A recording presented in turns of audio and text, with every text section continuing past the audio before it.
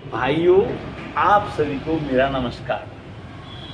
अगर आप मेरे चैनल पर नए हैं तो चैनल को सब्सक्राइब कर दें। वीडियो अगर अच्छी लगी तो उसे लाइक कर दें और अपने दोस्तों में शेयर कर दें।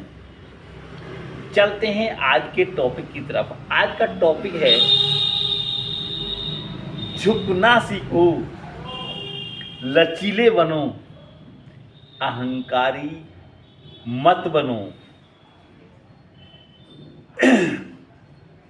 तो दोस्तों, पहाड़ पर चढ़ने वाला व्यक्ति हमेशा झुककर चलता है और उतरने वाला व्यक्ति हमेशा अकड़कर चलता है।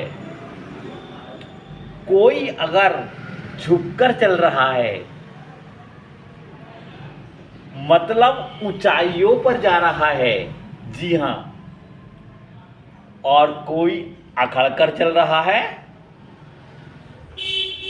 तो मतलब नीचे जा रहा है, गड्ढे में जा रहा है, घमंड कर रहा है। अकड़ मुर्दे में होती है, जो मरने के बाद मनुष्य मुर्दा अकड़ जाता है।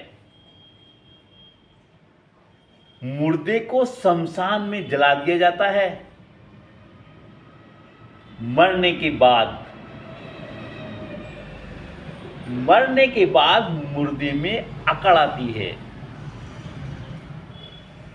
अभिमान की ताकत फरिश्तों को भी शैतान बना देती है और नम्रता साधारण व्यक्ति को भी फरिश्ता बना देती है। अहंकार रावण का ना रहा, अहंकार कंस का ना रहा, अहंकार महाबली बाली का ना रहा, अहंकार दुर्योधन का ना रहा।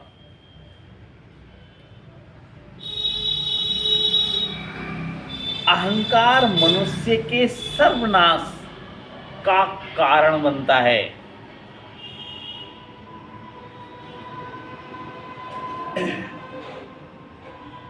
तो साथियों, अहंकार होने पर मनुष्य के अंदर कभी खुशी नहीं आती। मनुष्य कभी खुश नहीं रह सकता। जी हां,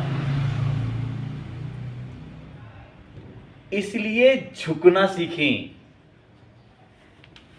झुकने वाला पूरी दुनिया को झुका सकता है। झुकना एक विनम्रता की निशानी है दोस्तों। बड़ी से बड़ी दुश्मनी, बड़ी से बड़ा विवाद, बड़ी से बड़े लड़ाई झगड़े केवल विनम्रता झुकने से खत्म हो जाते हैं।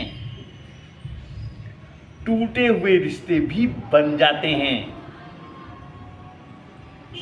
झुककर रहना, छोटा बनकर रहना सबसे बड़ी ताकत है। जिंदगी में अगर कोई आपसे अधिक धनवान होने पर अकड़ दिखाए या तुच्छ समझे, वह अपने से ज्यादा किसी को आके ही नहीं। आपसे ईर्ष्या करे, जलन करे, तो दोस्त उसे जलने दीजिए।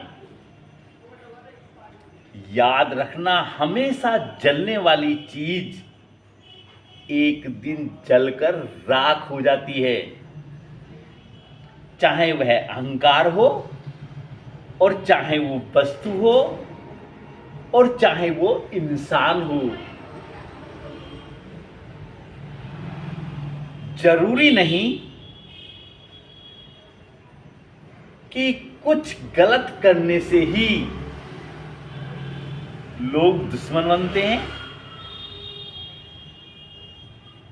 दुख मिलते हैं। हद से ज्यादा अच्छा होने पर भी, अच्छा होने की भी कीमत चुकानी पड़ती है। हद से ज्यादा अच्छे होने पर भी लोग दुश्मन बन जाते हैं।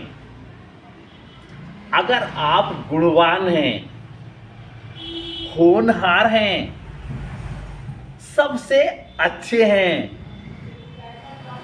पढ़ने में बहुत होशियार हैं, होनहार हैं, तो भी आपके लोग दुश्मन बन जाएंगे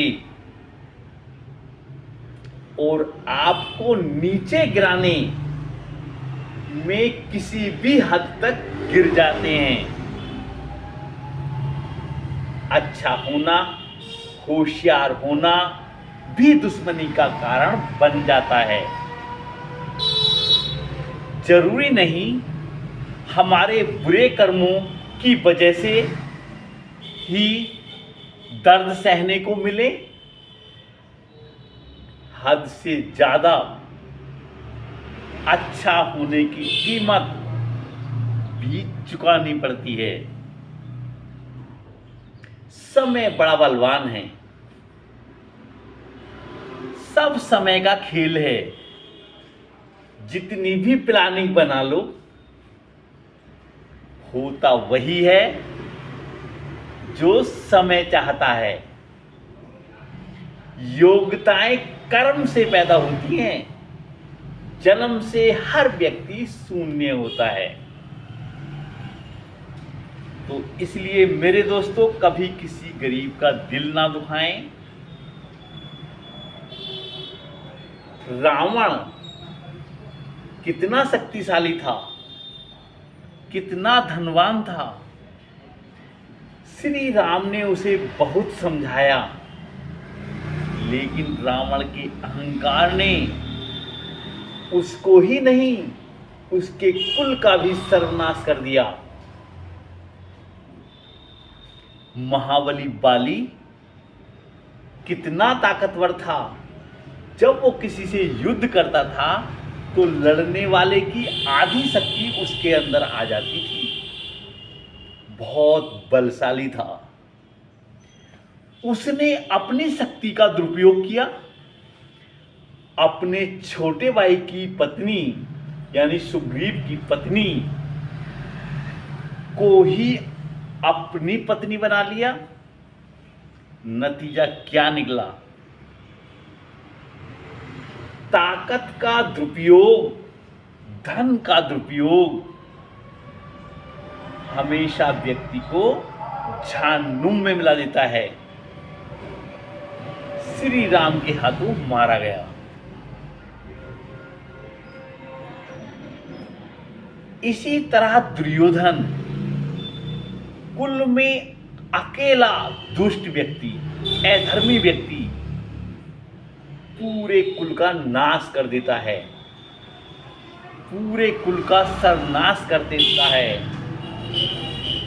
श्री कृष्ण ने शांति दूत बनकर बहुत समझाया, किसी की नहीं मानी। सारे योद्धाओं महारथियों को भी मरवा दिया। महाभारत में एक सुई भर जमीन ना देने की बात कहकर वो श्री कृष्ण भगवान को ही नहीं जान पाया। तो जिसके अंदर कूट कूट कर अहंकार भरा होता है दोस्तों, तो उसको दूसरे की अच्छाई कभी दिखाई नहीं देती। तो दोस्तों, कभी घमंड ना करें। रावण को इतना घमंड था कि वह अपने से ज्यादा किसी को समझता ही नहीं था, अपने से ज्यादा किसी को आंकता ही नहीं था। इसलिए उसकी लंका भी जल गई इस अकड़ के कारण वह स्वयं भी मारा गया। इसलिए कभी घमंडी ना बने।